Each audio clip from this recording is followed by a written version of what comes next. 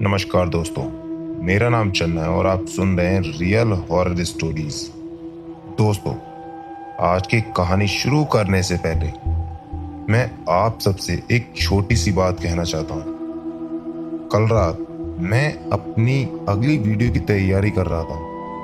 रात काफ़ी हो चुकी थी। मैं मोबाइल पर कुछ नोट्स देख रहा था कि तभी मेरे पास एक बहुत लंबा चौड़ा मैसेज आया। मैसेज हमारे एक सब्सक्राइबर का था। उन्होंने सबसे पहले मुझसे सिर्फ एक बात कही, भाई अगर आप मेरी कहानी अपने चैनल पर सुनाएं तो मेरा नाम, मेरे परिवार का नाम, मेरे शहर और उस घर की असली लोकेशन बिल्कुल मत बताइएगा। हम उस जगह से बहुत दूर आ चुके हैं, लेकिन आज भी हमें डर है कि अगर हमने उस घर का नाम अपने साथ जोड़ दिया तो क्या पता वह चीज फिर से हमारे पीछे आ जाए। दोस्तों, उस मैसेज की आखिरी लाइन पढ़कर मैं कुछ सेकंड तक स्क्रीन देखता रह गया। उसने लिखा था, अगर लोग इस घटना को कहानी समझें तो अच्छा है, क्योंकि अगर वो इसे सच मान लेंगे तो शायद रात में अपने ही घर की सीढ़ियों से डरने लगेंगे। इसलिए दोस्तों, इस कहानी में इस्तेमाल किए गए सभी नाम और जगह बदल दी गई हैं, लेकिन जो कुछ उस परिवार के साथ हुआ वह मैं आपको लगभग वैसा ही सुनाने जा रहा हूं जैसा मुझे कल रात उस सब्सक्राइबर ने भेजा था। तो अगर दोस्तों आपको सच्ची, रहस्यमय और रोंगटे खड़ी कर देने वाली डरावनी कहानी पसंद है तो वीडियो को लाइक जरूर कर लीजिए, चैनल को सब्सक्राइब कर लीजिए और कमेंट में मुझे जरूर बताइए अगर आपको बहुत कम दाम में एक बड़ा लेकिन पुराना घर मिले तो क्या आप उसे खरीदेंगे। और अगर आपके साथ भी कभी कोई ऐसी घटना हुई है जिसे आज तक आप भूल नहीं पाए तो उसका जिक्र कमेंट में जरूर करना। मैं आपके हर कमेंट को पढ़ता हूं। तो चलिए दोस्तों, आप शुरू करते हैं आज की कहानी। यह है कहानी मुझे भेजने वाले सब्सक्राइबर ने अपने मैसेज की शुरुआत कुछ इस तरह की थी। भाई, मैं अपना नाम नहीं बताऊंगा, ना अपने शहर का नाम, ना उस घर का असली पता। आप चाहो तो कहानी में सबके नाम बदल देना, लेकिन जो मैं आपको बताने जा रहा हूं वह मेरे परिवार के साथ सच में हुआ था। अगर आज भी रात के सन्नाटे में कोई सीढ़ियों पर धीरे धीरे चलता हुआ सुनाई दे तो मेरी रीढ़ जम जाती है और मेरी छोटी बहन आज भी किसी पुराने घर की सीढ़ियों की तरफ सीधा देखकर नहीं खड़ी हो पाती। यह सब करीब 3 साल पहले शुरू हुआ था। तब हमारे परिवार में 4 लोग थे, पापा, मम्मी, मैं और मेरी छोटी बहन। पापा बहुत सालों से एक ही बात कहते थे, आदमी किराए के घर में उम्र काट सकता है लेकिन सुकून नहीं काट सकता। हम लोग उस समय किराए के मकान में रहते थे। मकान छोटा था, जगह कम थी। मकान मालिक रोज रोज नई बातें सुनाता था और पापा की सबसे बड़ी इच्छा यही थी कि किसी तरह एक अपना घर हो जाए। कई महीनों तक पापा ने घर ढूंढा। जो घर अच्छे थे वो इतने महंगे थे कि सुनकर ही माथा घूम जाता, और जो हमारे बजट में थे उनकी हालत ऐसी थी कि उनमें रहना मतलब रोज नई मुसीबत बुलाना। फिर एक दिन पापा शाम को घर आए तो उनके चेहरे पर ऐसी खुशी थी जैसी मैंने बहुत समय बाद देखी थी, जैसे किसी ने उन्हें बहुत बड़ा खजाना दे दिया हो। मम्मी उस समय रसोई में थी। उन्होंने बाहर आकर पूछा, क्या हुआ, इतने खुश क्यों लग रहे हो। पापा ने कुर्सी खींचकर बैठते हुए कहा, लगता है इस बार बात बन गई, एक घर मिला है बड़ा भी है और दाम भी हमारे बस में है। मैं उस समय पढ़ाई कर रहा था, लेकिन बड़ा घर और हमारे बस में, ये दो शब्द सुनकर मैं भी बाहर आ गया। मेरी बहन मीरा भी दौड़ती हुई आ गई। मम्मी ने तुरंत वही सवाल पूछा जो शायद कोई भी पूछता, इतना सस्ता क्यों दे रहा है? पापा ने हंसते हुए जवाब दिया, पुराना मकान है, शहर से थोड़ा हटकर है, मालिक जल्दी बेचना चाहता है, बस इतनी सी बात है। मम्मी ने उन्हें देखा, फिर बोली, इतनी सी बात? कोई भी इतना बड़ा घर सिर्फ इसलिए सस्ता नहीं बेचता कि वो पुराना है। पापा ने थोड़ा झुंझला कर कहा, हर चीज में शक मत किया करो, एक बार चलकर देख तो लो। और सच कहूं भाई, उसी पल से मुझे भी उस घर को देखने की बेचैनी होने लगी। अगले दिन शाम को हम सब उस घर को देखने गए। वह घर शहर की भीड़ भाड़ से थोड़ा हटकर एक पुराने मोहल्ले के आखिरी हिस्से में था। मुख्य सड़क से एक संकरी सी गली मुड़ती थी, फिर करीब 50-60 कदम आगे जाकर बाएं तरफ वह मकान आता था। पहली नजर में घर बहुत बड़ा लगा, इतना बड़ा कि कुछ सेकंड के लिए मुझे सच में लगा, अगर यह घर हमारे बजट में मिल रहा है तो पापा की किस्मत खुल गई। सामने एक पुराना लोहे का भारी गेट था जिस पर जंग जमी हुई थी। गेट के दोनों तरफ मोटी दीवारें थी जिन पर सीलन के काले निशान दूर से भी दिख रहे थे। अंदर घुसते ही लंबा सा खुला आंगन, बाईं तरफ एक पुराना नीम का पेड़ जिसकी जड़ें जमीन को फाड़कर ऊपर तक आ चुकी थी। दाईं तरफ टूटी किनारों वाला छोटा सा चबूतरा था। घर 2 मंजिला था, नीचे 4 बड़े कमरे, लंबा बरामदा, रसोई, स्टोर और ऊपर खुला हुआ गलियारा, 2 कमरे और पीछे की तरफ एक बंद हिस्सा था।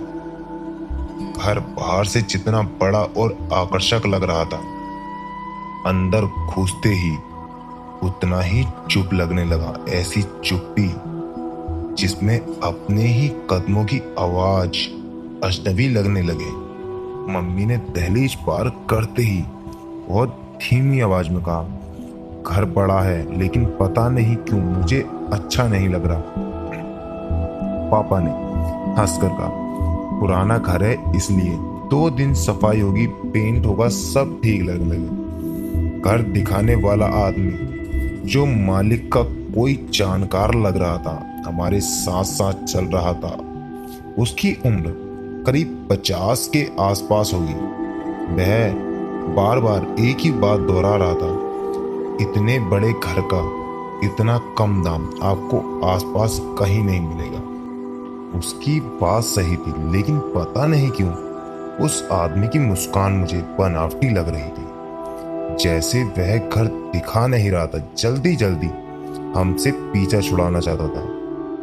मीरा उस समय 12 साल की थी, बहुत चंचल, बहुत बातनी और नई जगह देखकर सबसे पहले इधर उधर भागने वाली। लेकिन उस दिन जैसे ही हम लोग सीढ़ियों की तरफ बढ़े, उसने अचानक मेरा हाथ पकड़ लिया। मैंने उसकी तरफ देखा, उसका चेहरा उतर गया था। मैंने पूछा, क्या हुआ? उसने जवाब नहीं दिया, बस सीढ़ियों के मोड़ की तरफ देखती रही। मैंने भी ऊपर देखा। दिन का उजाला होने के बावजूद ऊपर वाली मंजिल तक रोशनी पूरी तरह नहीं पहुंच रही थी। सीढ़ियों का मोड़ आधे अंधेरे में डूबा था। मीरा ने बहुत धीरे से कहा, भैया ऊपर कोई खड़ा है। मेरे पैर वहीं रुक गए। मैंने पूछा, कौन? उसने मेरी बाह कस के पकड़ ली। उसकी उंगलियां ठंडी थी। एक बूढ़ी औरत। मेरा गला सूख गया। मैंने दोबारा ऊपर देखा। मुझे वहां कुछ साफ नहीं दिखा, लेकिन उसी पल जैसे बहुत ऊपर से बहुत हल्की सी खर जैसी आवाज आई, जैसे किसी ने लकड़ी पर नाखून रगड़ा हो। मैंने खुद को समझाया, पुराना घर है, लकड़ी होगी, आवाज आई होगी। लेकिन मीरा अब भी ऊपर देख रही थी। उसकी आंखें एक जगह अटकी थी, जैसे उसे सचमुच कोई दिखाई दे रहा हो। मम्मी ने उसकी हालत देखी तो पूछा, क्या हुआ? मीरा ने कांपते हुए कहा, वो हमें देख रही है। पापा झुंझला गए, बस करो अब, हर चीज में भूत प्रेत मत ढूंढो। इतना कहकर पापा खुद सीढ़ियां चढ़ने लगे। मैं भी उनके पीछे पीछे ऊपर गया। सीढ़ियों पर धूल जमी थी, लेकिन चौथे और पांचवें पायदान के बीच धूल ऐसी हटी हुई थी जैसे किसी ने अभी अभी वहां से पैर घसीटे हों। मैं कुछ सेकंड के लिए रुका, फिर आगे बढ़ गया। ऊपर पहुंचकर हमने दो कमरे देखे। एक लंबा बरामदा था, जिसकी रेलिंग पर धूल की मोटी परत जमी हुई थी। बरामदे के आखिरी में दाईं तरफ एक पुराना लकड़ी का दरवाजा था। उस पर बाहर से जंग लगी हुई कुंडी थी। मैंने पूछा, ये कौन सा कमरा है? घर दिखाने वाला आदमी तुरंत बोला, स्टोर है, सालों से बंद है, उसमें कुछ नहीं है, बस पुराना कबाड़ है। उसने जवाब इतना जल्दी दिया कि मुझे पहली बार उसकी आवाज में घबराहट महसूस हुई। मैं दरवाजे के पास गया। नीचे के हिस्से पर कई लंबी लंबी खरोंचें थी, जैसे किसी ने भीतर से लकड़ी को नाखूने से कुरेदा हो। मैं झुककर उन्हें देख ही रहा था कि नीचे से मीरा की चीख सुनाई दी। हम दोनों भागकर नीचे आए। मीरा सीढ़ियों के नीचे खड़ी कांप रही थी। उसकी आंखें ऊपर की तरफ देख रही थी और वह रोते हुए बस एक ही बात दोहरा रही थी, वो कह रही है, ऊपर मत आना, ऊपर मत आना, वो जाग जाएगा। यह सुनते ही घर में कुछ सेकंड के लिए ऐसा सन्नाटा छा गया कि मुझे अपनी धड़कनें सुनाई देने लगी। पापा ने गुस्से में कहा, बस बहुत हो गया, यह सब दिमाग का वहम है। लेकिन तभी सीढ़ियों के मोड़ की तरफ से बहुत हल्की सी टुन टुन जैसी आवाज आई, जैसे किसी ने पीतल की पुरानी चाबियों का गुच्छा धीरे धीरे हिलाया हो। हम सबने एक साथ ऊपर देखा। वहां कोई नहीं था। उस मकान से लौटते वक्त पूरे रास्ते कार में अजीब खामोशी थी। मीरा मम्मी से चिपकी बैठी थी। मम्मी बार बार उससे पूछ रही थी कि उसने क्या देखा, लेकिन वह सिर्फ इतना कह रही थी, वो बूढ़ी औरत थी, उसके बाल पूरे चेहरे पर थे और उसने कहा, ऊपर मत जाना। मम्मी का मन वहीं से हट गया। उन्होंने रास्ते में ही पापा से कहा, मुझे वो घर ठीक नहीं लगा। पापा ने लंबी सांस ली। ठीक नहीं लगा या पुराना लगा? देखो सविता, हमारे पास इतने पैसे नहीं हैं कि हर चीज मन की लें। घर बड़ा है, दाम कम है, लोकेशन भी बुरी नहीं है, 2-4 दिन की सफाई में सब ठीक हो जाएगा। मम्मी चुप हो गई। मैं भी कुछ नहीं बोला, लेकिन रात में जब मैं पानी पीने उठा तो देखा मीरा अपने कमरे की लाइट जलाकर बैठी है, घुटनों को सीने से लगाए हुए। मैंने पूछा, सोई नहीं? उसने सिर हिलाया। भैया, अगर पापा वो घर ले लेंगे तो हम वहाँ रहेंगे क्या? मैंने कहा, शायद हाँ। उसने मेरी तरफ देखा। उसकी आंखें लाल थीं। फिर बहुत धीरे से बोली, वो औरत घर के अंदर फंसी नहीं थी, वो किसी को घर के अंदर फंसने से रोक रही थी। उसकी ये बात सुनकर पहली बार मेरे शरीर में सचमुच सिरहन दौड़ी। करीब 10 दिन बाद कागजी काम पूरे हो गए। पापा ने वह घर खरीद लिया। अगले कुछ दिन साफ सफाई, पेंट और छोटी मोटी मरम्मत में निकल गए। नीचे के कमरों में नया रंग चढ़ा, रसोई ठीक हुई, खिड़कियां बदली, लेकिन ऊपर वाले बंद स्टोर का दरवाजा वैसा का वैसा ही रहा। पापा ने एक बढ़ई बुलाया। उसने दरवाजे की कुंडी देखी, हथौड़ा लगाया, फिर कुछ देर चुपचाप लकड़ी को टटोलता रहा। उसके बाद नीचे आकर बोला, साहब, बाहर का ताला तो टूट जाएगा, लेकिन दरवाजा अंदर से भी जैसे अटका हुआ है। जोर लगाऊंगा तो चौखट उखड़ सकता है। पापा ने कहा, तो उखाड़ दो, खुलना चाहिए। बढ़ई ने पापा की तरफ देखा और फिर उस दरवाजे की तरफ और बोला, आज नहीं साहब, कल आकर कर दूंगा।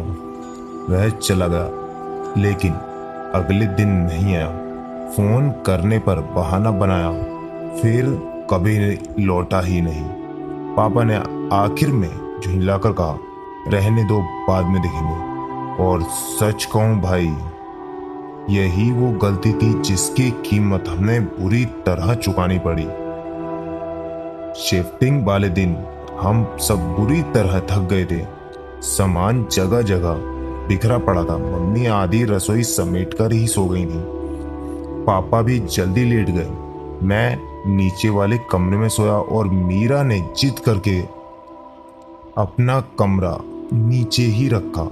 सीढ़ियों के सामने वाला कमरा उसने साफ कहा था कि वह ऊपर नहीं सोएगी। रात के जाने किस पहर मेरी आंख खुली।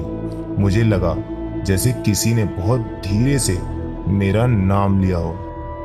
भैया, मैंने आंखें खोली। कमरे में अंधेरा था। पहले तो लगा सपना हुआ, फिर वही आवाज दोबारा आई, भैया। इस बार साफ यह मीरा की आवाज थी। मैं तुरंत उठा और बाहर आया। बरामदे में हल्का अंधेरा था। सीढ़ियों के पास वाला बल्ब बंद था।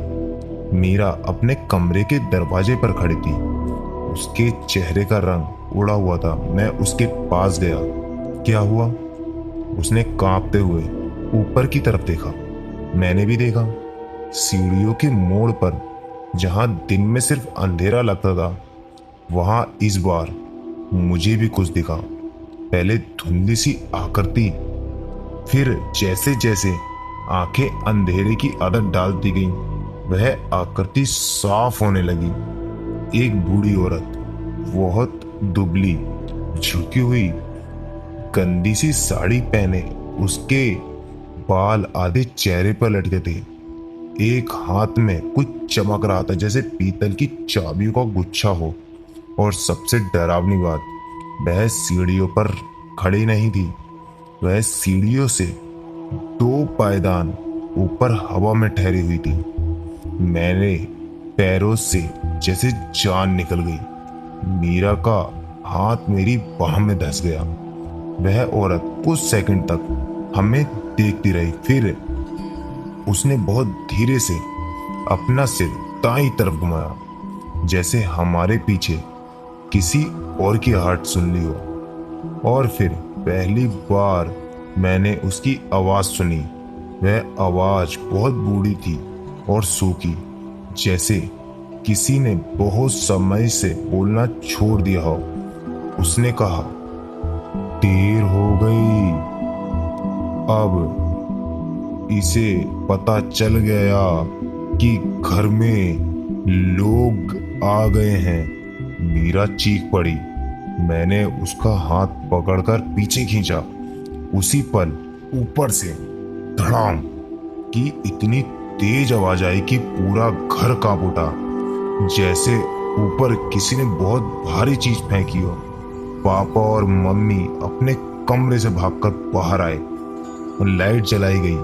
सीढ़ियों पर कोई नहीं था। हम ऊपर गए। बरामदे के आखिर में रखा पुराना लकड़ी का संदूक अपनी जगह से खिसक कर कमरे के 20 तक आ गया था।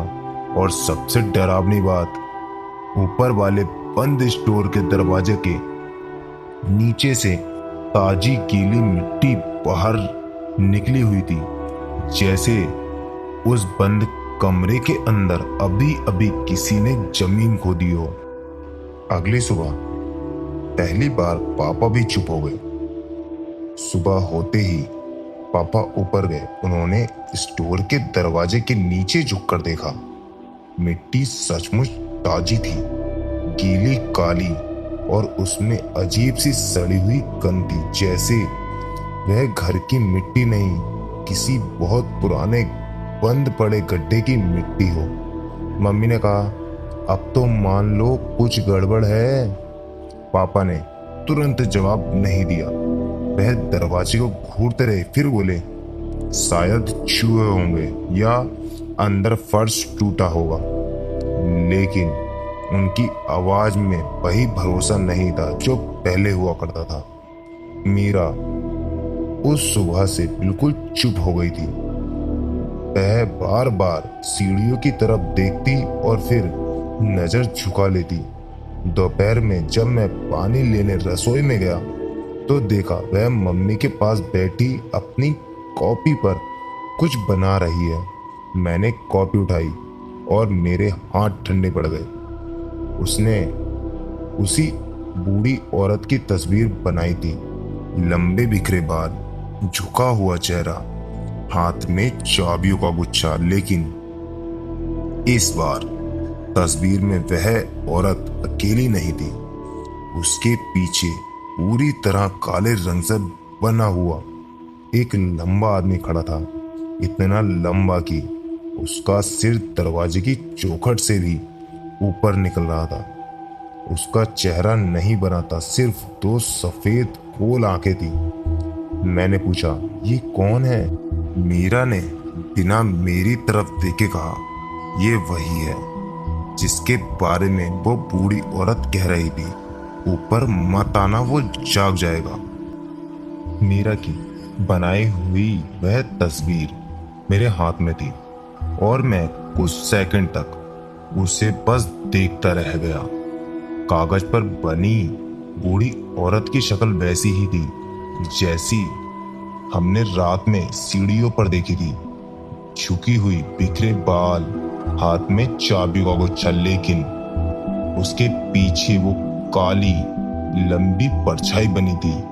वह किसी इंसान जैसी नहीं लग रही थी। उसके हाथ अस्वाभाविक रूप से लंबे थे, जैसे घुटनों से नीचे तक पहुंच रहे हों। चेहरा पूरी तरह काला था, सिर्फ दो सफेद गोल आंखें सी बनाई थी। मैंने दोबारा पूछा, ये कौन है मीरा? इस बार उसने मेरी तरफ देखा। उसकी आंखों के नीचे हल्के गड्ढे पड़ गए थे, जैसे रात भर सोई ना हो। फिर उसने धीरे से कहा, और वो बूढ़ी औरत उससे हमें बचा रही है। मम्मी ने तुरंत उसकी कॉपी बंद कर दी।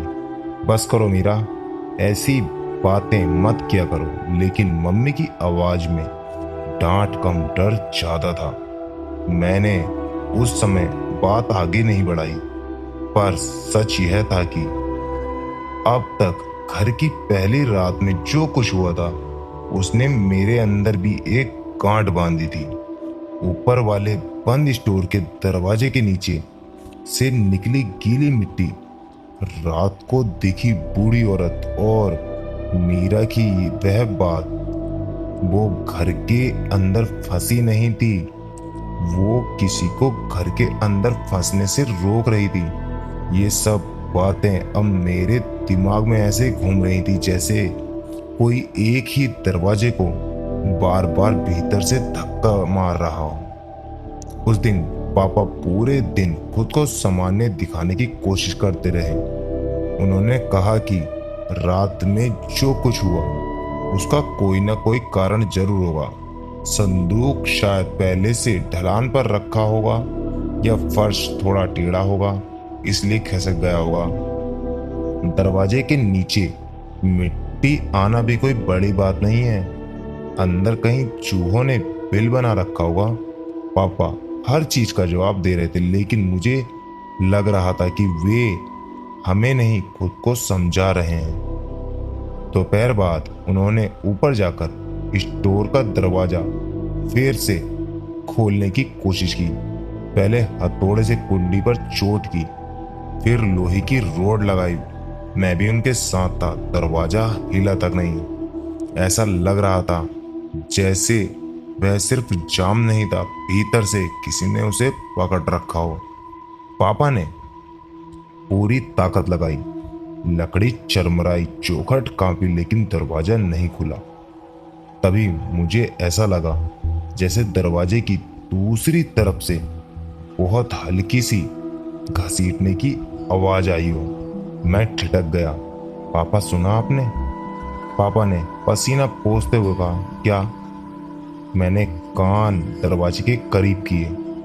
कुछ सेकंड तक कुछ सुनाई नहीं दिया। फिर बहुत धीरे, जैसे कोई नंगे पैरों से गीली मिट्टी पर खिसकता हुआ दरवाजे तक आया हो। Sir sir. मैं पीछे हट गया। पापा ने भी इस बार दरवाजे को गौर से देखा, लेकिन उन्होंने कुछ नहीं कहा, बस रॉड नीचे रख दी और बोले, शाम हो रही है, रहने दो, कल मिस्त्री बुला लेंगे। उनकी आवाज सपाट थी, मगर मैं उनके चेहरे पर पहली बार घबराहट साफ देख सकता था। शाम तक घर में अजीब सी बेचैनी फैली गई थी। मम्मी ने खाना बनाया, लेकिन मीरा ने खाना खाने से मना कर दिया।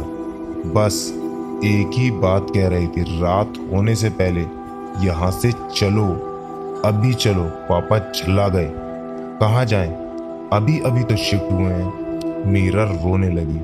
मम्मी ने उसे गोद में लिया, पानी पिलाया, समझाया, लेकिन उसका शरीर कांप रहा था।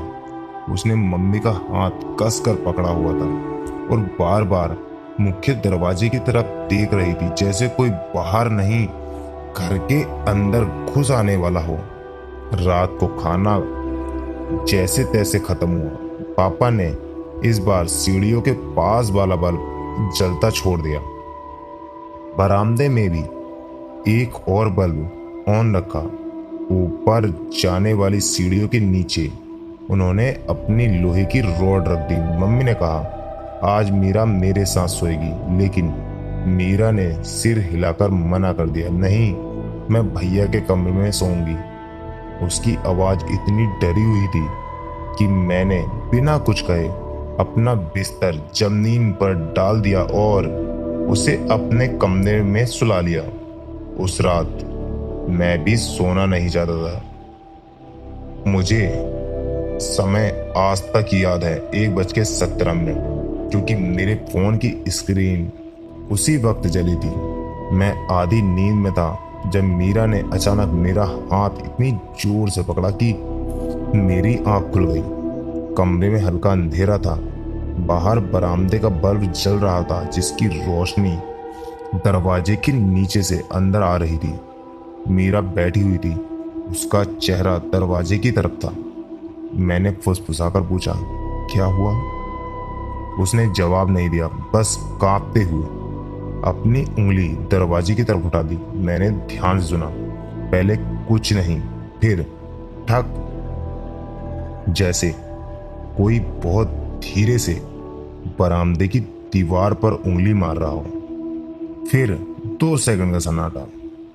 ठक ठक। इस बार 2 बार मेरे शरीर में ठंडक दौड़ गई। यह आवाज मेरे कमरे के बाहर से नहीं, सीढ़ियों के ऊपर वाले हिस्से से आ रही थी। मैं उठकर बैठ गया। आवाज बंद हो गई। मैंने सोचा शायद वही वहम होगा। तभी ऊपर से किसी चीज के घसीटने की लंबी सी आवाज, जैसे कोई भारी चीज बरामदे में एक सिरे से दूसरे सिरे तक खींची जा रही हो। मीरा ने आंखें बंद कर ली और फुसफुसाई। वो बाहर आ गया। मेरे होंठ सूख गए। मैंने हिम्मत करके दरवाजे के पास जाकर कान लगाया। बरामदे में अब कोई घसीटने की आवाज नहीं थी, लेकिन कुछ और था, बहुत हल्की मगर साफ। किसी के सांस लेने की आवाज, धीमी, लंबी और खुरदुरी, जैसे कोई आदमी मेरे दरवाजे के ठीक बाहर खड़ा हो और अपनी नाक से हवा खींच रहा हो। मैं एक पल के जड़ हो गया। उसी समय बरामदे की लाइट फट से बंद हो गई। कमरा पूरी तरह अंधेरे में डूब गया। मीरा चीख पड़ी। मैंने तुरंत मोबाइल की टॉर्च ऑन की और दरवाजे से 2 कदम पीछे हट गया। बाहर सन्नाटा, इतना गहरा सन्नाटा कि अब अपनी धड़कन भी बहुत तेज सुनाई दे रही थी। फिर बहुत धीरे धीरे खट, दरवाजे के हैंडल ने हल्का सा हिलना शुरू किया। मेरे हाथ से मोबाइल लगभग छूट गया। खट खट खट, कोई बाहर से हैंडल घुमा रहा था। मैंने तुरंत दरवाजा पकड़ लिया। मीरा मेरे पीछे आकर खड़ी हो गई थी। वह रो रही थी लेकिन आवाज दबाकर। फिर अचानक हैंडल रुक गया। 2 सेकंड, 5 सेकंड, 10 सेकंड, और फिर दरवाजे के ठीक दूसरी तरफ से बूढ़ी औरत की टूटी हुई फुसफुसाहट सुनाई दी। खोलना मत। मैं जम गया। यह उसी बूढ़ी औरत की आवाज थी। उसके तुरंत बाद दूसरी आवाज आई, लेकिन इस बार वह आवाज इंसानी नहीं थी।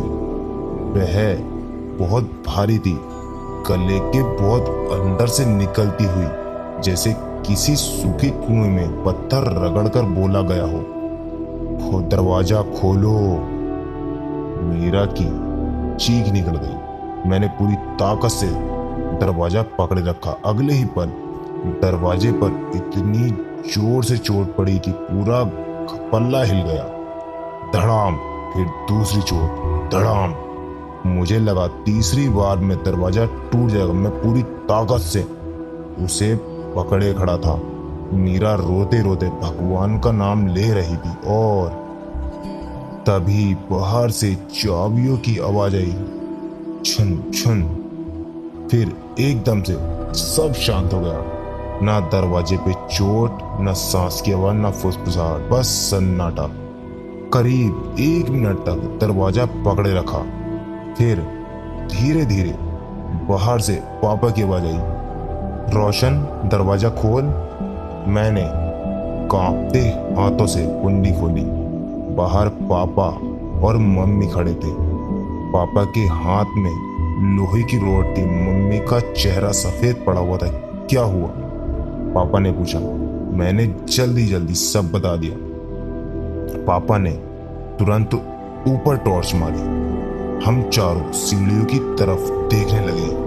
ऊपर वाले बरामदे में कुछ नहीं था, लेकिन सीढ़ियों के तीसरे पायदान पर गीली मिट्टी से बना हुआ एक बड़ा सा पैर का निशान था।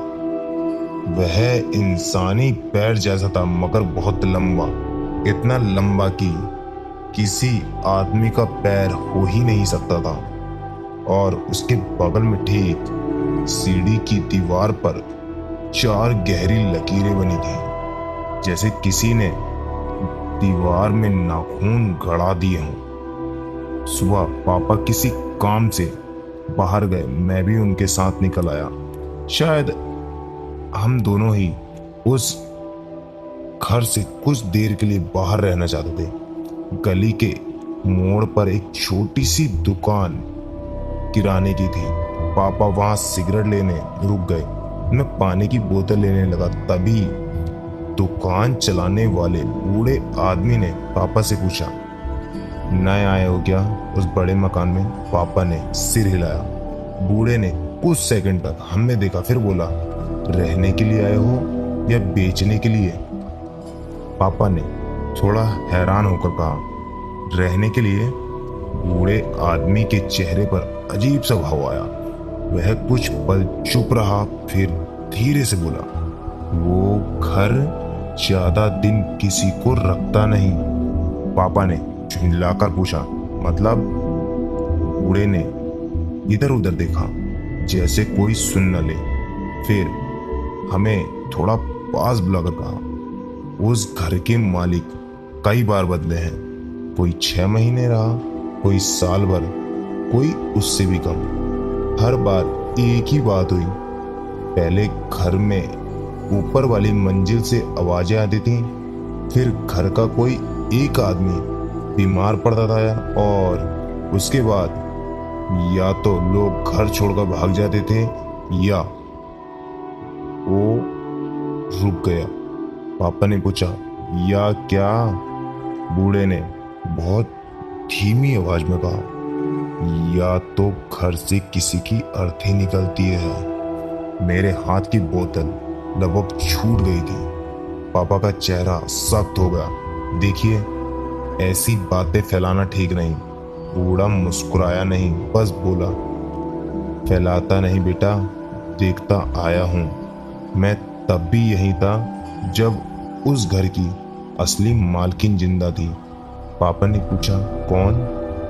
बूढ़े ने कहा, एक बूढ़ी औरत थी वहां अकेली। सब उसे जमुना काकी कहते थे। यह नाम सुनते ही मेरे भीतर कुछ कांपा। मुझे तुरंत मीरा की बनाई हुई तस्वीर याद आ गई।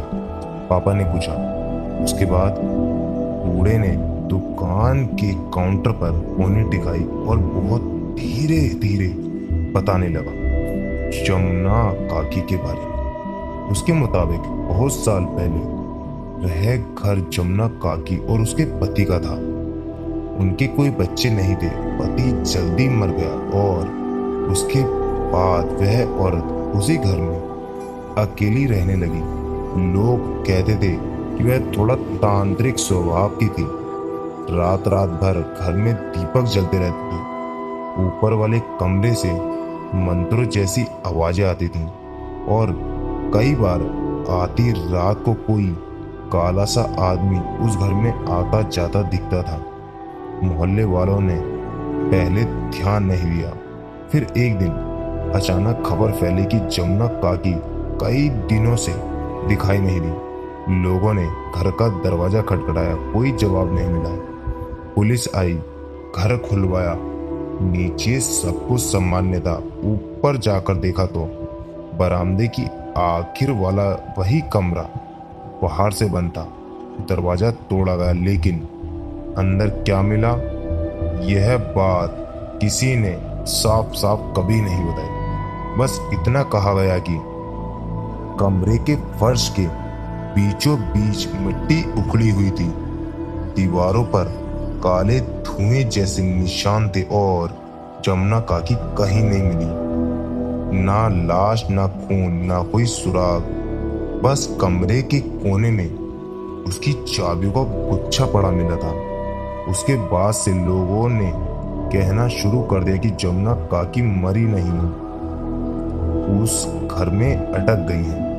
और कुछ लोग यह भी कहते हैं कि उसने अपने घर में कोई बहुत गलत चीज बांधने की कोशिश की थी, मगर वह चीज उसके काबू में नहीं आई। बूढ़ा यह सब बताते बताते चुप हो गया। मैंने हिम्मत करके पूछा, क्या चीज?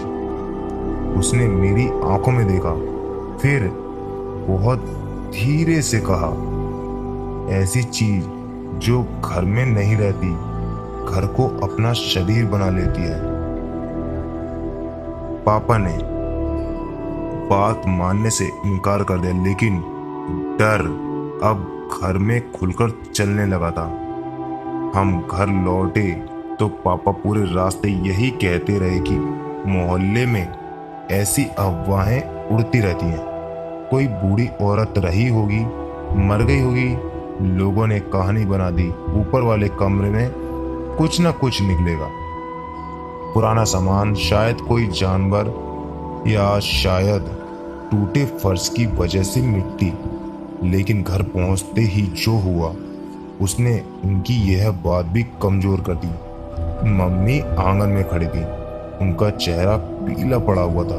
क्या हुआ? पापा ने पूछा। मम्मी ने बिना कुछ बोले मीरा के कमरे की तरफ इशारा किया। हम अंदर गए। मीरा की दीवार पर ठीक उसके बिस्तर के ऊपर गीली मिट्टी से एक लंबा हाथ का निशान बना हुआ था। ऐसा लग रहा था जैसे किसी ने गीले कीचड़ भरे हाथ को दीवार पर रखकर धीरे धीरे नीचे उतरने की कोशिश की। उंगलियां अस्वाभाविक रूप से लंबी थीं। मीरा बिस्तर के कोने में सिकुड़ी बैठी थी। उसने हमें देखते ही कहा, वो दिन में भी आता है और वो चाहता है कि मैं ऊपर जाऊं। मम्मी रोने लगी। पापा पहली बार कुछ नहीं बोले। मैंने दीवार का निशान छूकर देखा। मिट्टी सचमुच गीली थी। उसमें वही सड़ी हुई बंद गड्ढे जैसी गंध थी जो रात को स्टोर के दरवाजे के नीचे से आई मिट्टी में थी। पापा ने तुरंत फैसला किया, आज रात कोई अलग अलग नहीं सोएगा, सब एक ही कमरे में रहेंगे। उस रात पहली बार हमारे घर के सारे दरवाजे खुले छोड़ दिए गए, जैसे हम एक दूसरे की आंखों के सामने से रहकर सुरक्षित हो जाएंगे। लेकिन हमें ये नहीं पता था कि जिस चीज से हम बचना चाह रहे थे वह अब सिर्फ ऊपर वाले कमरे में नहीं थी, उसे अब हमारे डर की गंध मिल चुकी थी। रात को हम चारों नीचे वाले कमरे में थे। पापा ने रॉड अपने पास रखी हुई थी, मम्मी भगवान की तस्वीर के सामने दिया जलाकर बैठी थी, मीरा मेरे बगल में लेटी थी लेकिन उसकी आंखें खुली थी। करीब आधी रात के बाद उसने अचानक बहुत धीमी आवाज में कहा, भैया। मैंने उसकी तरफ देखा। क्या? उसने छत की तरफ देखते हुए कहा। वो बूढ़ी औरत कह रही है कि अगर ऊपर वाला कमरा कल सूरज ढलने से पहले नहीं खुला तो फिर घर में कोई नहीं बचेगा। मेरे मुंह से आवाज नहीं निकली। मैंने पूछा, तुमने उससे बात की? मीरा ने धीरे से सिर हिलाया। वो अभी सीढ़ियों पर बैठी है। पापा ने यह सुन लिया। क्या कह रही है? उन्होंने पहली बार खुद पूछा। मीरा ने आंखें बंद कर ली, फिर बोली, वो कह रही है जिसे जमुना काकी ने बांधना चाहा था वो अब भूखा है और घर में सबसे पहले उसी को लेगा जो उसे देख सकता है। यह सुनते ही मम्मी ने मीरा को सीने से लगा लिया। पापा के चेहरे का रंग उड़ चुका था। मैंने फुसफुसाकर पूछा, और उसे कौन देख सकता है? मीरा ने मेरी तरफ देखा। उसकी आंखों में आंसू थे। फिर उसने कांपते होठों से कहा, मैं। मीरा के मुंह से निकला वह आखिरी शब्द, मैं। कमरे में ऐसे ठहर गया जैसे किसी ने हवा को भी जकड़ लिया हो। मम्मी ने उसे और कसकर सीने से लगा ली। पापा सामने बैठे थे लेकिन उनके चेहरे का रंग ऐसे उड़ चुका था जैसे मैंने पहले कभी नहीं देखा था।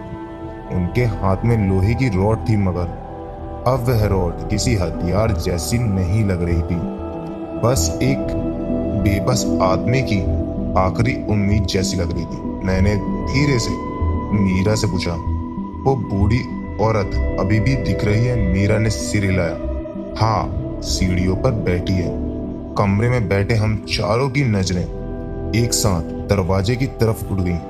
दरवाजा खुला था और वहां बरामदा दिख रहा था। बरामदे के आगे सीढ़ियों की शुरुआत ऊपर तक नहीं दिखता था, बस पहले 5-6 पायदान दिखते थे। वहां इस वक्त कुछ नहीं था, लेकिन मीरा उसी तरफ देख रही थी जैसे उसे वहां साफ साफ कोई बैठा दिखाई दे रहा। मैंने पूछा, वो क्या कर रही है? मीरा की आवाज बहुत धीमी थी। वो रो रही है। मम्मी ने डरते हुए पूछा, क्यों? मीरा ने पलकें झपकाई, फिर बोली, क्योंकि उसे पता है कल तक अगर ऊपर वाला कमरा नहीं खुला तो वो उसे रोक नहीं पाएगी। यह सुनते ही पापा अचानक उठ खड़े हुए। उनकी आवाज कांप रही थी लेकिन उसमें जबरदस्ती की शक्ति थी। बस अब बहुत हो गया। कल सुबह सबसे पहला काम वही होगा। मैं उस कमरे का दरवाजा तोड़वाऊंगा, चाहे पूरी चौखट उखड़वानी पड़े। मैंने पापा की तरफ देखा। मुझे समझ नहीं आ रहा था कि वे बहादुरी दिखा रहे हैं या डर को गुस्से के पीछे छिपा रहे हैं। उस रात फिर किसी की आंख नहीं लगी। रात के बाकी घंटे हम चारों उसी कमरे में बैठे रहे। कभी मम्मी भगवान का नाम जपती, कभी पापा चुपचाप सीढ़ियों की तरफ देखते रहते। मैं हर थोड़ी देर में मोबाइल की टॉर्च जलाकर बरामदे तक देख आता। कुछ दिखता नहीं था लेकिन महसूस हर पल होता था कि हमारे अलावा कोई और भी जाग रहा है। करीब 3 बजे के बाद घर में एक अजीब चीज शुरू हुई। पहले ऊपर से टक टक की आवाज आई, जैसे कोई नंगे पैर धीरे धीरे लकड़ी पर चल रहा हो। फिर कुछ देर शांति, फिर वही आवाज बरामदे के दूसरी तरफ से आने लगी। फिर अचानक रसोई की तरफ से किसी बर्तन के गिरने जैसी खनक हुई। हम सब उधर देखने लगे। मम्मी फुसफुसाई, कोई नीचे भी है। पापा उठे, लेकिन इस बार मैंने उनका हाथ पकड़ लिया। अकेले मत जाइए। हम दोनों साथ गए। रसोई का दरवाजा आधा खुला था, अंदर बल्ब बंद था। मैंने मोबाइल की टॉर्च जलाई। रसोई खाली थी, लेकिन फर्श पर रखा पीतल का लोटा बीच कमरे तक लुढ़क आ गया था। उसके पास पानी की कुछ बूंदें पड़ी थी और उन बूंदों के बीच मिट्टी के दो छोटे छोटे निशान बने थे, जैसे किसी ने गीले मैले पैर से वहां कदम रखा हो। मैं नीचे झुका। मिट्टी अभी भी गीली थी। मेरी रीढ़ में ठंडक उतर गई। हम वापस कमरे में आए। मीरा उसी तरह बैठी थी, मगर अब उसका चेहरा और उतर भी गया था। उसकी आंखें छत पर थी। मैंने पूछा, अब क्या हुआ? उसने धीरे से कहा, वो ऊपर वाला अब नीचे भी आ सकता है। जैसे तैसे रात कटी। सुबह होने वाली थी। सूरज निकलते ही पापा घर से बाहर निकल गए। करीब 1 घंटे बाद वे 3 लोगों को साथ लेकर लौटे। एक बढ़ई, एक राजमिस्त्री और एक हेल्पर। शायद उन्होंने ठान लिया था कि आज किसी भी हालत में ऊपर वाला कमरा खुलवा कर रहेंगे। पापा ने आते ही कहा, आज ये कमरा खुलेगा बस। मम्मी ने उन्हें रोका। राकेश, मुझे अच्छा नहीं लग रहा। पंडित जी को बुला लेते हैं पहले। पापा झुंझला गए। पंडित बाद में बुला लेंगे, पहले पता तो चले अंदर है क्या। मीरा उस समय बरामदे के कोने में बैठी थी। उसने उन मिस्त्रियों को ऊपर जाते देखा और अचानक बहुत घबरा कर चिल्लाई, उन्हें मत भेजो, वो गुस्सा हो जाएगा। उसकी आवाज इतनी तेज थी कि तीनों मिस्त्री रुक गए। पापा ने डांट कर कहा, मीरा चुप। लेकिन मीरा रोने लगी। उसका पूरा शरीर कांप रहा था। भैया, उन्हें बोलो मत जाएं। वो बूढ़ी औरत हाथ जोड़ रही है। वो कह रही है, ऐसे मत खोलो, ऐसे मत खोलो। मुझे पहली बार लगा कि मीरा सिर्फ डरी हुई नहीं है, वह सच में किसी को देख सुन रही है। मैंने पापा से कहा, 1 मिनट रुक जाइए। पापा ने मेरी बात काट दी। अब जो होगा देखा जाएगा। और वे तीनों मिस्त्रियों को लेकर ऊपर चढ़ गए। मैं भी उनके पीछे ऊपर गया। मम्मी नीचे मीरा को पकड़े बैठी थी वहीं। ऊपर पहुंचकर बड़े ने पहले दरवाजे की कुंडी देखी, फिर चौखट के किनारों पर हथौड़ा चलाया। राजमिस्त्री ने कहा, साहब, यह दरवाजा बहुत पुराना है, अगर खुला नहीं तो पूरा हिस्सा तोड़ना पड़ेगा। पापा ने कहा, जो करना है करो, बस खोलो। हथौड़े की पहली चोट पड़ी, ठाक, फिर दूसरी, ठाक ठाक। लकड़ी में कंपन हुआ, धूल गिरी, मगर दरवाजा नहीं हिला। तीसरी बार हेल्पर ने लोहे की छेनी दरवाजे और चौखट के बीच घुसाई। तभी नीचे से मीरा की चीख सुनाई दी, इतनी तेज कि ऊपर खड़े हम सबके हाथ रुक गए। मैं भागकर सीढ़ियों की तरफ मुड़ा ही था कि पीछे से धड़ाम की जोरदार आवाज आई। मैंने पलट कर देखा। हेल्पर सीधा पीछे की तरफ गिरा पड़ा था। उसके हाथ से छेनी दूर जा गिरी थी। उसके माथे से खून बह रहा था। बड़े ही हक्का बक्का खड़ा था। मैंने पूछा, क्या हुआ?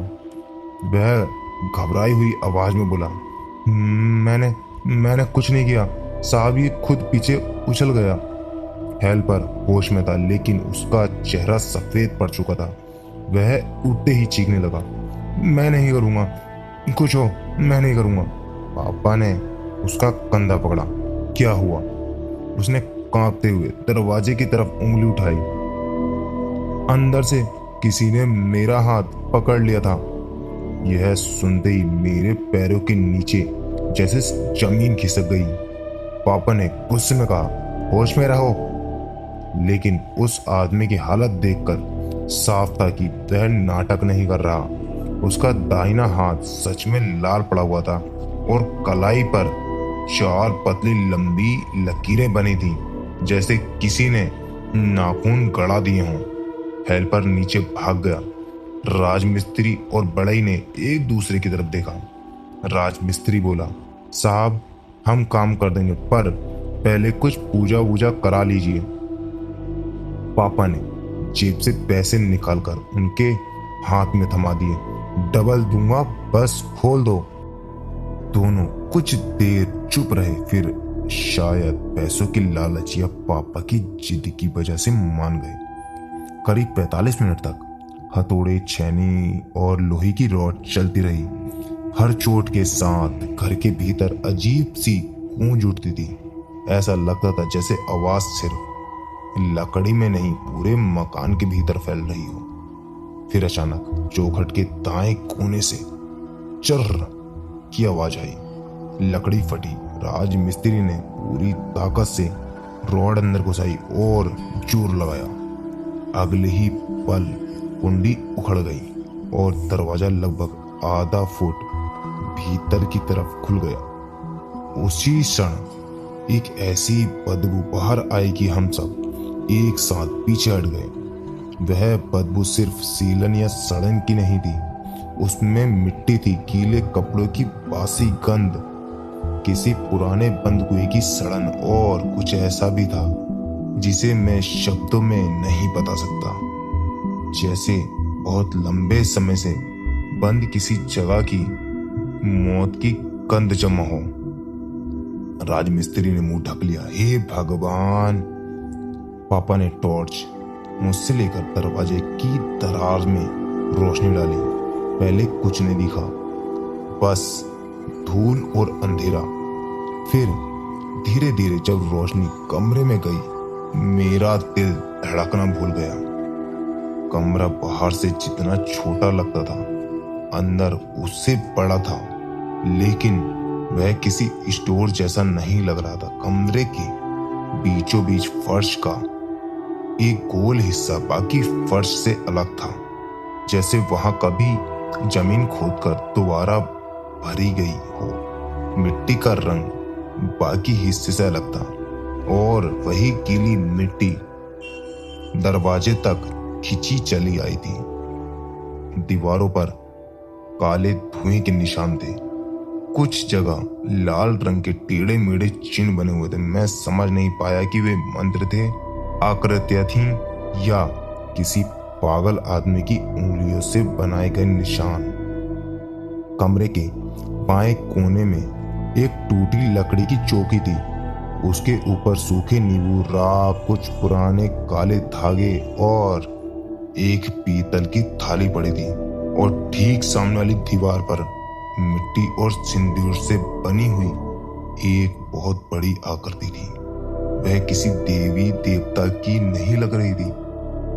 एक लंबा सा काला आकार, चेहरा गोल नहीं लंबत था। आंखों की जगह 2 बड़े खाली गहरे और उसके चेहरे की तरफ कई छोटे छोटे हाथों के निशान। मेरे हाथ कांपने लगे। बड़े ही फुसफुसाया, साहब यह घर का कमरा नहीं, कोई साधना वाली जगह लग रही। तभी पापा ने टॉर्च नीचे घुमाई और हम सबकी सांस रुक गई। फर्श के बीचों बीच जहां मिट्टी उभरी हुई थी, वहां से एक पीतल की पुरानी चाबी आधी बाहर निकली हुई थी, बिल्कुल वैसी ही जैसी हमने उस बूढ़ी औरत के हाथ में देखी थी।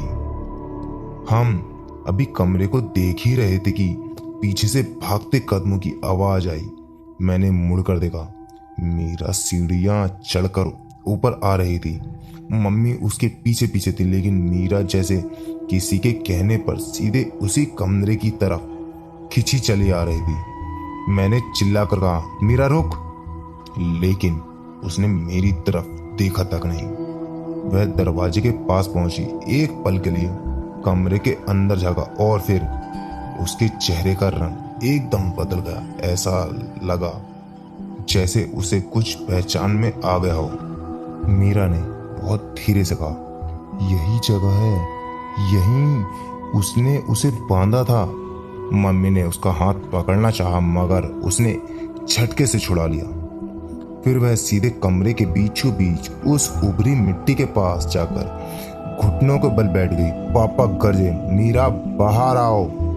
लेकिन मीरा जैसे हमारी आवाज सुन ही नहीं रही थी। उसने अपने दोनों हाथ मिट्टी पर रखे आंखें बंद की और अगले ही पल उसके मुंह से आवाज निकली।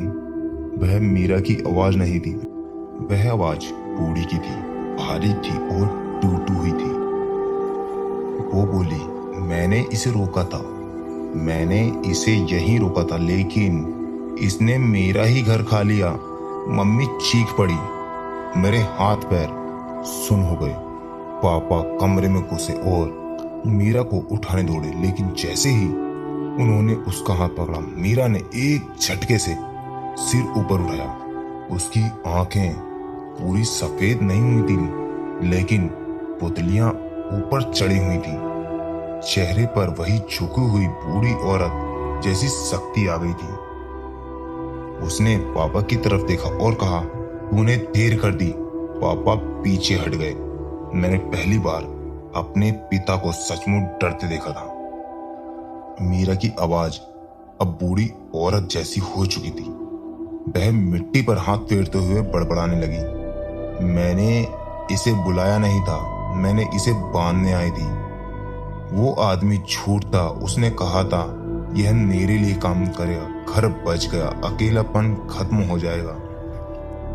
पर वो चीज आदमी की नहीं थी, वो भूख थी, भूख। मैं कांपते हुए सुन रहा था। पापा ने हिम्मत करके पूछा, तू कौन है? मीरा या जो भी उसके भीतर बोल रहा था। उसने धीरे धीरे अपना सिर घुमाकर पापा की तरफ देखा। मैं जमुना हूँ। कमरे में खड़े दोनों मिस्त्री एक साथ पीछे हट गए। बड़ा ही तो लगभग दरवाजे से बाहर भाग ही गया।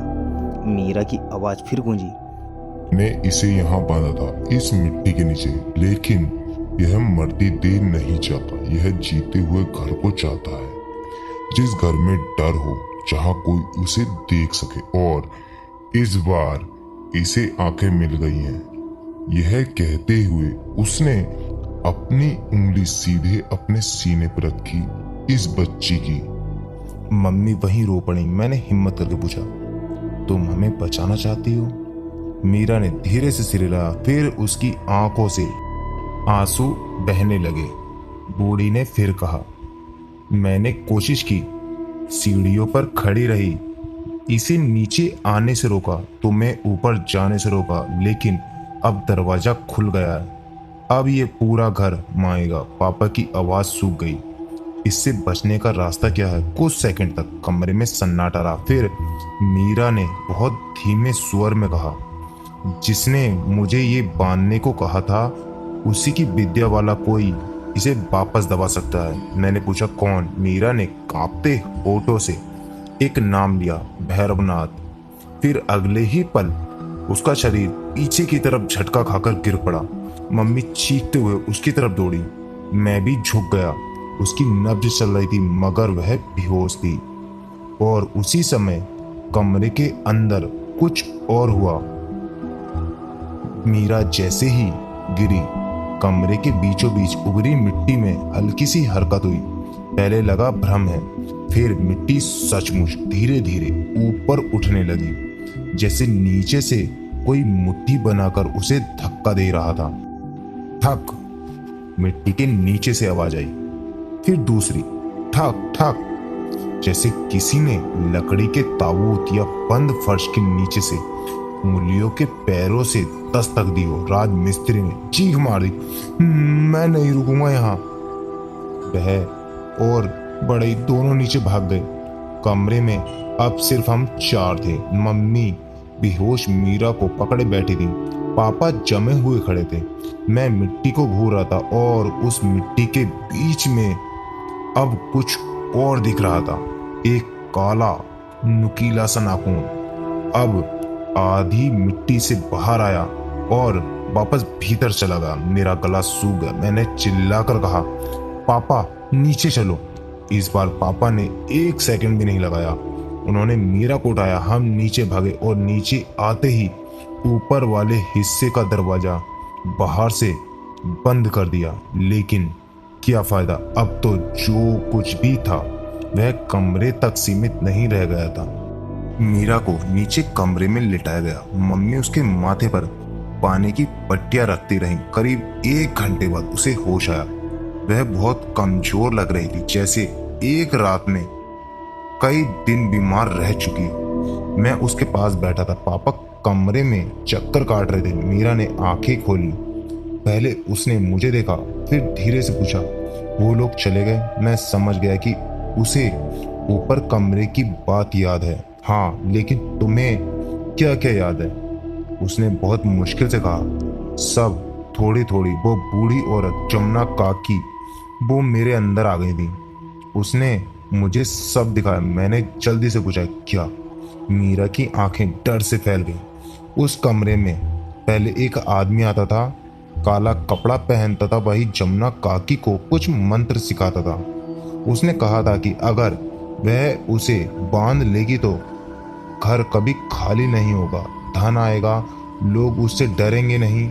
लेकिन उसने झूठ बोला था। जो चीज आई थी वो बंधी नहीं, उल्टा जमुना काकी को ही खा गई। मम्मी ने घबरा कर पूछा, खा गई मतलब? मीरा ने होठ भींचे और बोला, उसे मिट्टी के नीचे घसीट लिया गया था। मम्मी ने तुरंत भगवान का नाम लिया। मेरे हाथ पैर फिर ठंडे पड़ गए। पापा अब तक चुप थे। फिर उन्होंने पूछा, और ये भैरवनाथ कौन है? मीरा ने आंखें बंद की, जैसे कुछ याद करने की कोशिश कर रही हो। जमुना काकी कह रही थी, वही आदमी जिसने उसे ये सब सिखाया था, उसका एक शिष्य था। उसने बाद में उससे नाता तोड़ दिया। वही अब कहीं शमशान के पास रहता है। लोग उसे भैरवनाथ अघोरी कहते हैं। पापा ने तुरंत पूछा, कहाँ मिलेगा? मीरा ने सिर हिलाया। जमुना काकी जगह साफ नहीं बता पाई, बस इतना कि पुराने नदी वाले शमशान में, जहां बरगद के पेड़ के पास राख उड़ती रहती है। पापा ने मेरी तरफ देखा। मुझे समझ आ गया, अब हमें उस आदमी को ढूंढना ही होगा। शाम तक हमने तय कर लिया कि पापा और मैं अघोरी को ढूंढने जाएंगे। मम्मी और मीरा घर पर रहेंगी। लेकिन जैसे जैसे सूरज ढलने लगा, घर का माहौल फिर बदलने लगा।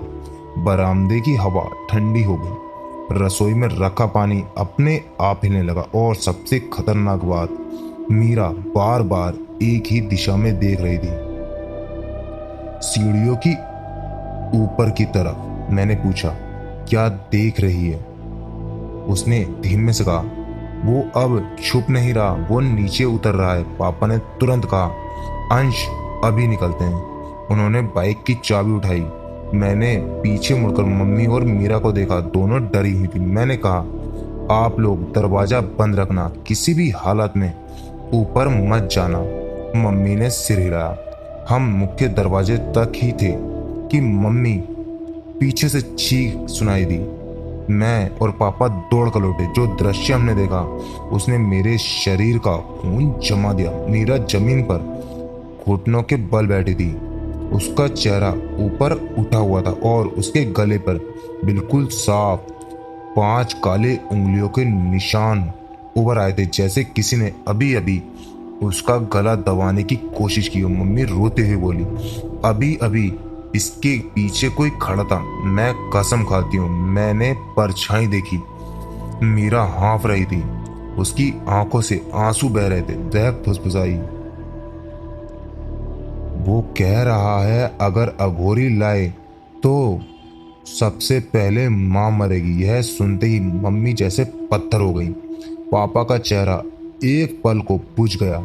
शायद पहली बार उन्हें लगा कि यह लड़ाई सिर्फ डर की नहीं, समय की भी है। उन्होंने मेरे कंधे पर हाथ रखा और कहा, अंश अब पीछे हटने का रास्ता नहीं है। पापा ने मम्मी से कहा कि मुख्य दरवाज़ा अंदर से बंद कर लें, किसी के लिए ना खोलें, और अगर कुछ भी हो जाए तो भगवान का नाम लेते रहें।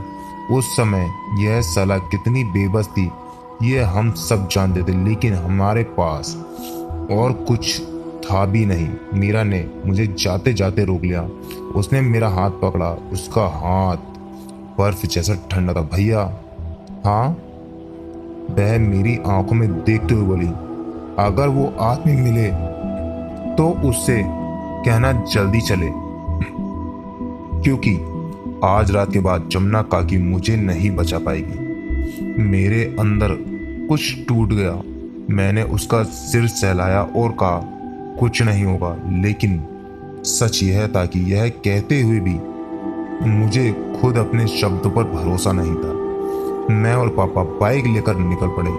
सड़क पर रात उतर चुकी थी। हवा ठंडी थी, लेकिन मेरे माथे पर पसीना था। मन में बस एक ही बात घूम रही थी, अगर अघोरी नहीं मिला तो। पुराने नदी वाले शमशान का रास्ता शहर से बाहर था। वहां तक पहुंचने में करीब 40 मिनट लगे। रास्ते पर मुझे लगता रहा जैसे कोई हमारे पीछे पीछे चल रहा है। कई बार मैंने बाइक से पीछे मुड़कर देखा। सड़क खाली थी।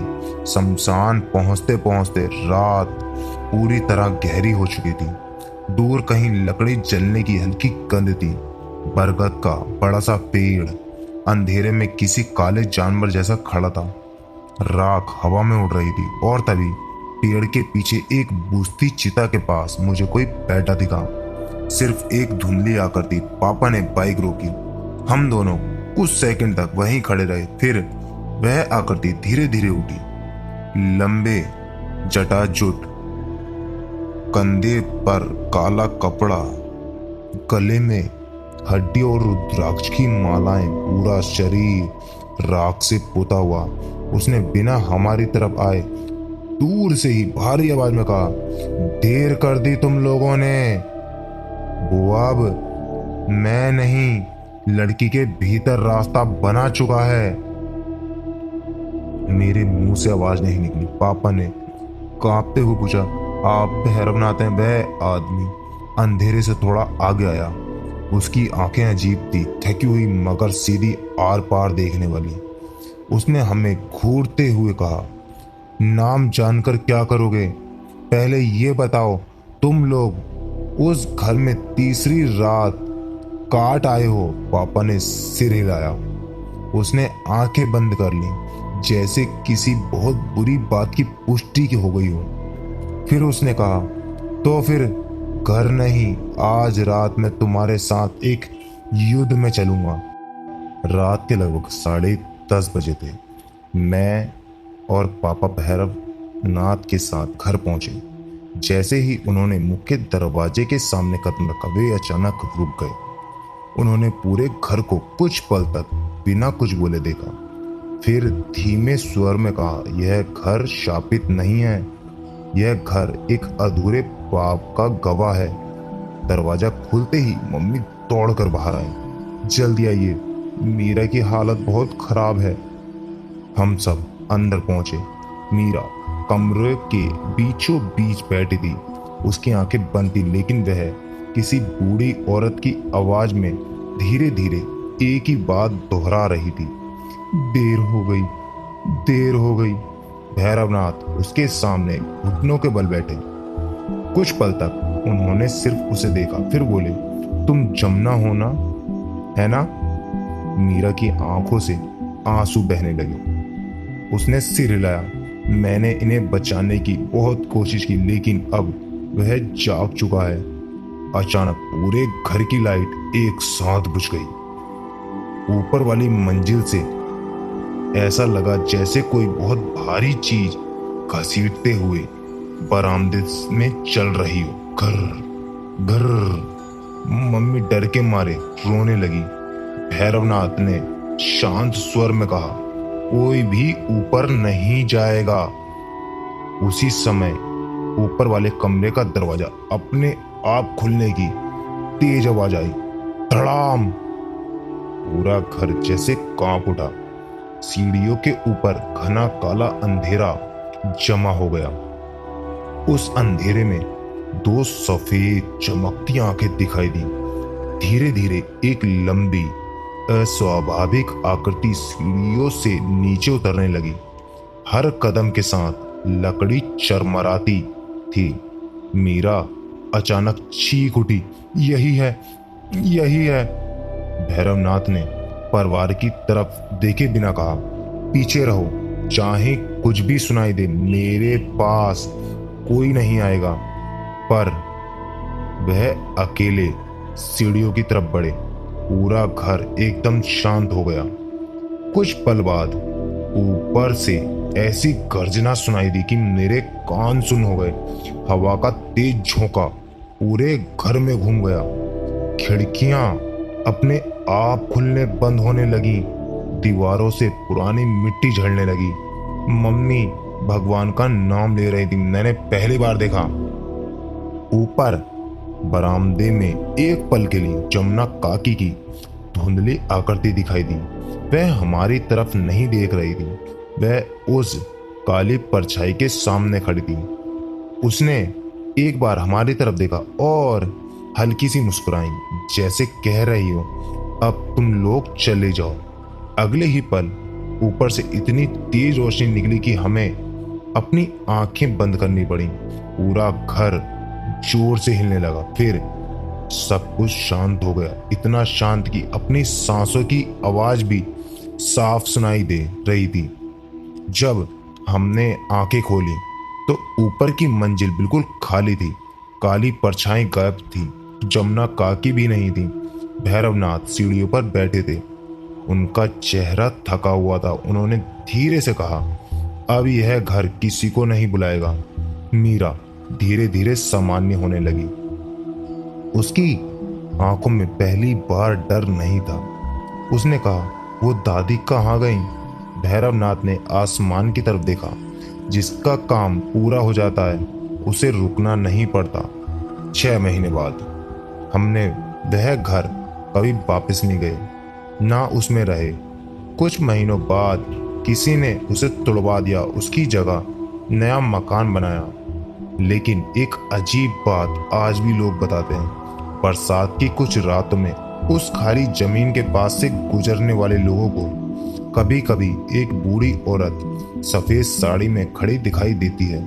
वह किसी को डराती नहीं, बस नए घर की तरफ देखती रहती है, मानो अब भी वह सुनिश्चित कर रही है कि घर में फिर कभी कोई अंधेरा वापस ना आए।